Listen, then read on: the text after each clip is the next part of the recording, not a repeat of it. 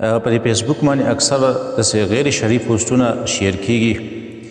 بعضې خلک یو بل له قسم ورکوي، ویره ستا د قسم یې که د الله سره د مینه ده، مثلا د الله یې که د محمد صلی الله علیه وسلم سره د مینه ده نو شیر یې که، او دارنګې که د قرآن سره د مینه ده نو کمنټ ورکه.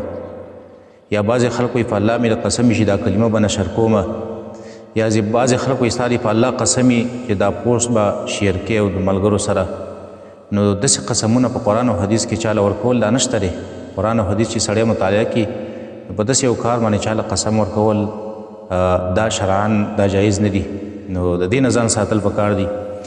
بعضې خلک هغه قرآن او دارنګې د موسیقۍ تصویر یو ځای لګولی، په دې کې دی چې قرآن سره مینه ده نو شعر یې که، او د موسیقۍ سره د مینه ده نو لایک یې که. استغفر الله. بعضې خلکو قرآن او کرکټ تصویر یو ځای کلی، وایي که د قرآن سره د مینه ده نو لایک که، او که د کرکټ سره د مینه ده نو شعر یې که. استغفر الله. بعضې خلکو د قرآن او د پیسې او ډالر یو ځای کلي، یاره وایي که د قرآن سره د مینه ده لایک یې که، او که د ډالر سره د مینه ده نو شعر یې که. استغفر الله. تاسو څوک یې چې زموږ امتحان نه لئ؟ دا به کوم مؤمن بندی چې هغه به د قرآن نه علاوه د بل څه شي سره مینه کوي؟ دا پوسټونه کول دا شرعاً جایز نه دي. بعضې خلک هغه داسې پوسټ ورکړي و یاره دا پلانۍ دعا ده یا دا پلانۍ آیات دی، که 100 کسانو ته دې شیر نه کو او د 100 کسانو سره دې شریک نه کو نو 50 کاله به خوشحالي ونه ویني. دا تا ته چا ویلي دي؟ او دا په کوم حدیث کې راغلی دي؟ ته ولې خلک مجبوره کوې په دې کار باندې؟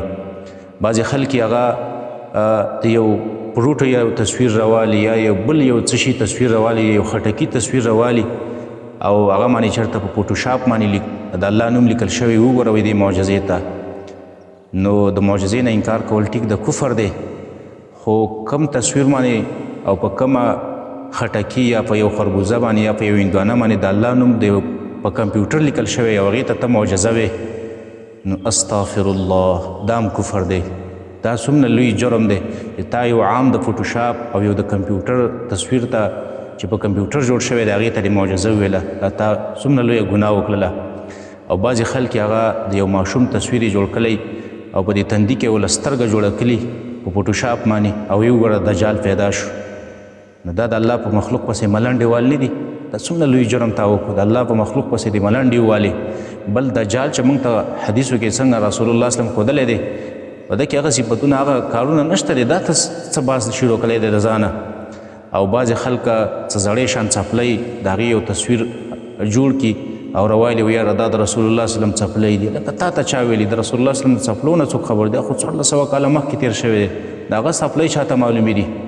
او یو څو ورځې مخکې هغه خو دا خبره هم چلېدله و یاره د قرآن کې په 4مه سپاره کې په فلاني ځای کې به یو ویښته پروت یو هغه به راوالې، هغه په اوبو کې اړته وه یا یې په چي کې اړته وه، په هغه کې شفا ده. نو دا چا ویلي دي چې په ویښتو کې شفا ده؟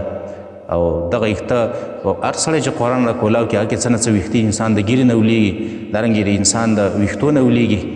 نو دا خو څه دلیل نه دی. شفا چې الله ایښې ده دا په قرآن کې هغې لپاره خاص شی نه دي. قرآن کې الله پاک شفا ایښې ده. نو داسې پوسټونه کول او دارنګې داسې شیونه شیر کول، او بعضې خلکو یاره دا دعا و دونه خلکو ته رسوي او ما یو زنځیر روان کړی دی، دا خلک مجبورول په دې ښه کارونو باندې. ټیک ده، د نیکۍ کار به موږ کوو، د نیکۍ شیونه به موږ شیر کوو، خو هغه چې د قرآن او د حدیث د لاندې او د قرآن او د حدیث مطابقي، او هغه شیونه چې ته د ځانه یو شی جوړ کړې، پلاني خوب لیدلی دی او چې داسې چل به کېږي، او یا دا کلمه د دونه خلکو ته به شیر کړي او دا به دونه ته رسوي او که ودې نه رسوله دا به ورسره کېږي. دا ټولې غلطې خبرې دي. ساده خلک په دې باندې دوکه کېږي. نو دغه ویښته بعضې پوسټ کې دا خبره شیر شوې وه چې یاره په قرآن کې په 4مه سپاره کې یو ویښته پروت دی او هغه به راخلي او اوبو کې بیرته په هغه کې به شفایي. بیا د کوهاټ د علاقې نه یو کس ما ته ټلیفون وکړو، یاره مولانا صاحب دغه شان قصه ده، وایي زموږ ماشومانو د کور خلکو هغه ویښته ورسره اخیستی دی او په اوبو کې ارتلی دی وسکي. نو بیا هغه ما پویه کړو، ما چې ګوره تاسو امیان خلک وئ، سادهګان خلک وئ، په دې خو نه پوهېږئ.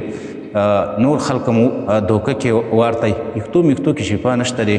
شفا چې ده دا په قرآن کې د قرآن باندې ځان دموئ. نو داسې پوسټونه ورکول او داسې خبرې شیر کول دا